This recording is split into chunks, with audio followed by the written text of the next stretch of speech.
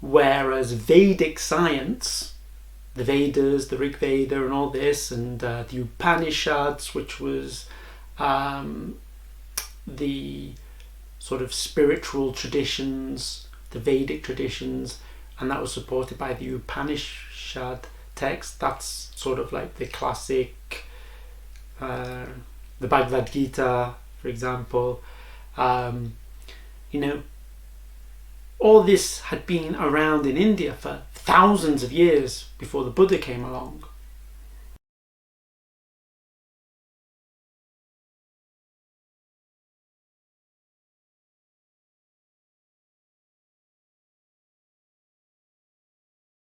These teachings, the Vedas and all that, been around in India for a long time. So there was plenty of good yogis. And he went and he saw yogis, and he studied with these yogis, and he learned the very highest practices of meditation. And at that time, what we were talking about there is the jhanic practices, the absorptions. And we'll get into this in a bit more detail. But for now, what we're going to say is that he mastered these highest jhana levels to the point where, as the story goes, the teachers were like saying to him, you're now a master, come sit by my side, help me to teach. But the Buddha said no.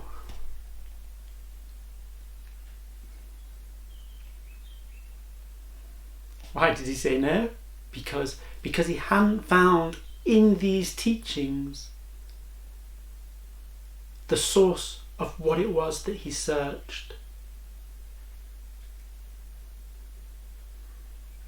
And so he went off on his own, and he said, I've learned with the best teachers of the land, and I still sense the same sufferance that I connected to, that started me on this travel.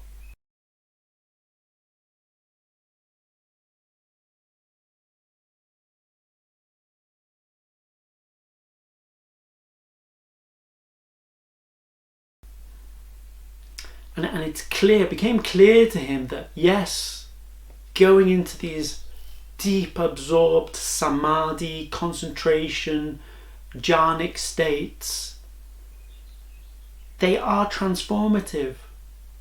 Taking drugs, it's transformative. It shows us that there are other ways of perceiving the world around us, that the reality that we put on this concrete, solid world of everyday life, it's just one element in the totality of reality. And it is transformative. But also, when one goes on these journeys, whether they're shamanic journeys or meditative absorptions or whatever, visionary quests and what have you, but there's two things that can happen. Like, in certain states we can be in alternate states, out of body, dream, whatever, and the mental is the same as the mental in our everyday life. And also, even if you go beyond mind, then you have an experience which is beyond mind, but you come back into mind.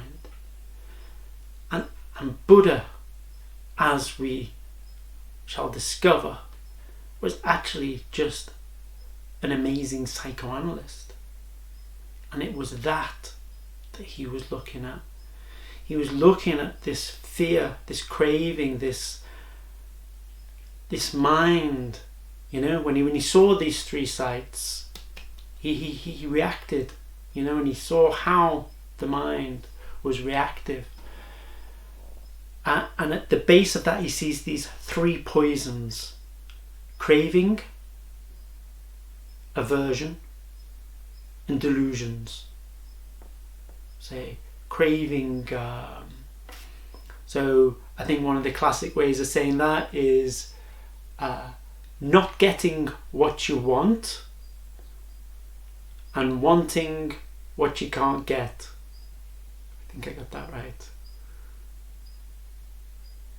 If I didn't get it right, I think you know what I mean.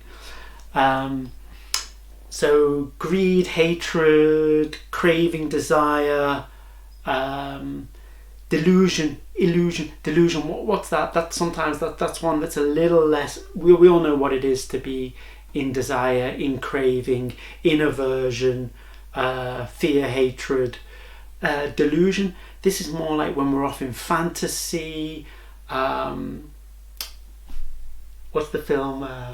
Walter Mitty. If you haven't seen it, it's quite a good expression of what we're talking about when we're talking about delusion. I mean, delusion, it can be just you're going to have a conversation with someone later, you're seeing someone later, and you're starting to plan and say the conversation this way, that I'm going to say that, and then they'll say this to me, and then I'll respond by saying that, and then that conversation you had last week with the girlfriend, with the boss, with the father, the son, if I'd only said that, and why didn't they do this, and why didn't they do that? There's elements to cravings and aversions in there, but there's also a layer of delusion. Well, Walter Mitty, to come back, it's like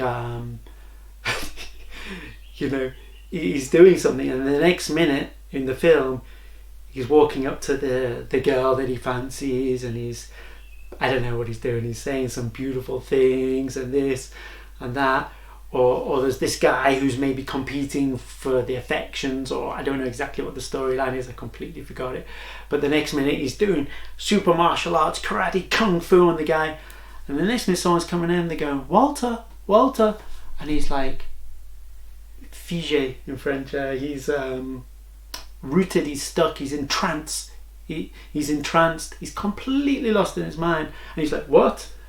And then he's pouring coffee all over himself, and the girl who he fancies is walking down the corridor chatting with someone else, and it's like it was all in his head, talking to her and having the big kung fu fight. So delusion.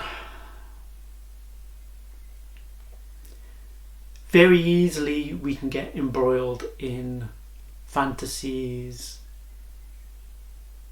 in thoughts of the future, or reconstructing the past. This is the delusional element of the three poisons, if you like.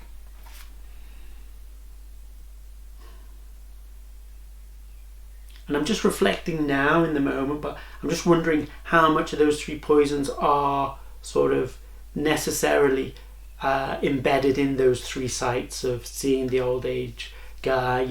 If you're the Buddha and you say, oh my God, you get old and the body, like, he's all bent over, and I'm a fit, strong young man, as he was at the time, the Buddha, and so there's a certain amount of aversion there. And there's a certain amount of projection, like, am I going to be old? Am I going to have to face this?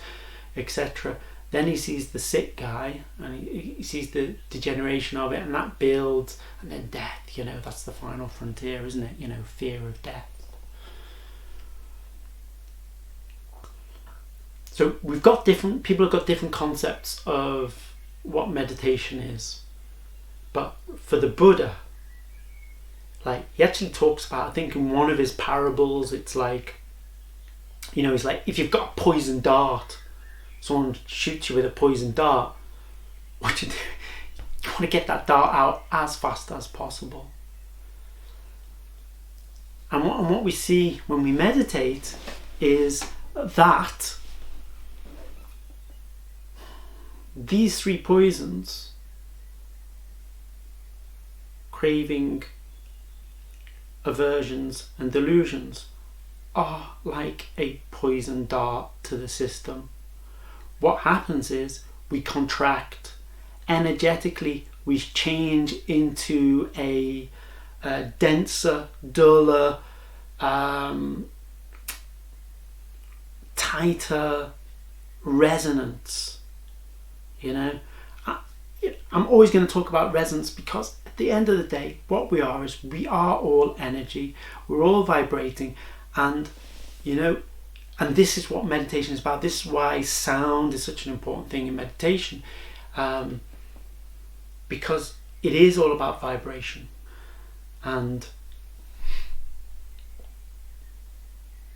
attunement and harmony. And these poisons really affect us. And when we meditate, the more that we watch, know thyself, it's the oldest teaching out there, the most short and concise.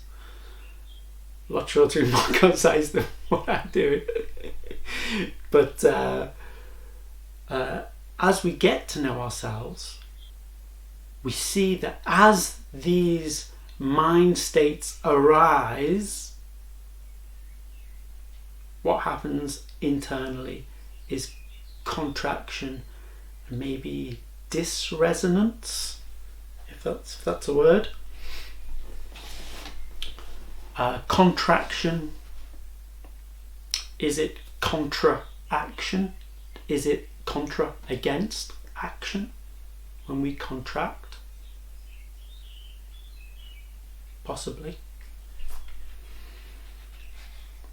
Now, these absorption practices and techniques, these jhanas that the Buddha learned, they to enter into those realms, one has to go beyond mind. And as I've said already, there's value and there's transformation in these practices, without doubt. But what the Buddha saw clearly was that he had to work with the current mental state if he was going to be truly free from these three poisons. And this is the work and the meditation of the Buddha.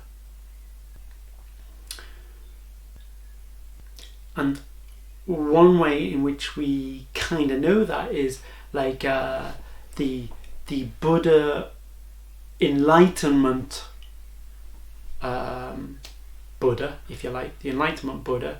He sat and he's not got his hands palm in palm, eyes closed, off in some jhanic absorption or out of his body or whatever else he could be.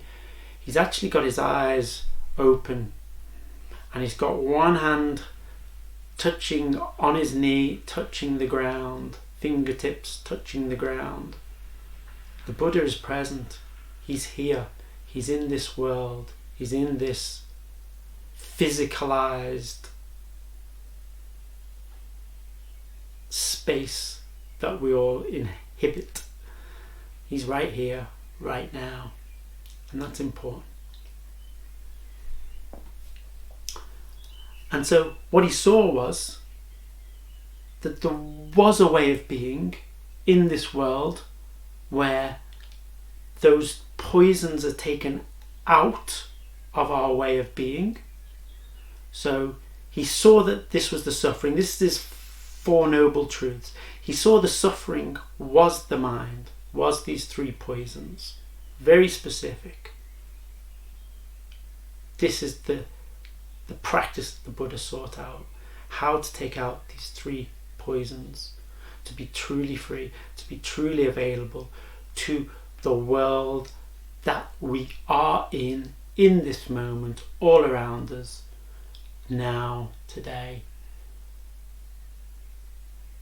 And he saw the origins of that, which were the movements of mind, the craving, the aversion, the delusion or illusion, and the way that we attach to those thoughts, and the way that they can become spirals, and we can get caught up in wormholes of negative, craving mental states. And this can cause tensions, contractions, dis-ease, disease in the body, disease in the mind, disease in all our relationships with people, with the world, with nature. And he saw that if he could extract that out somehow,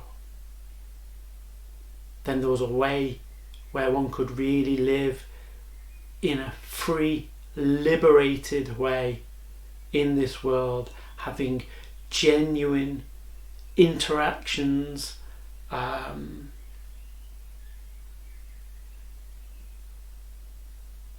living from a space of heart and not from a space of fear, craving, desire, etc., etc., etc.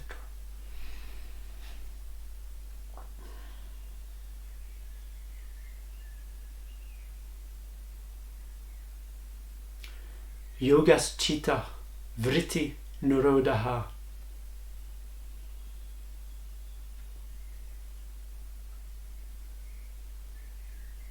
We're going to come back and we're going to look a little bit deeper into exactly how the Buddha is going to take out these 3 poisons. Thanks for watching this part.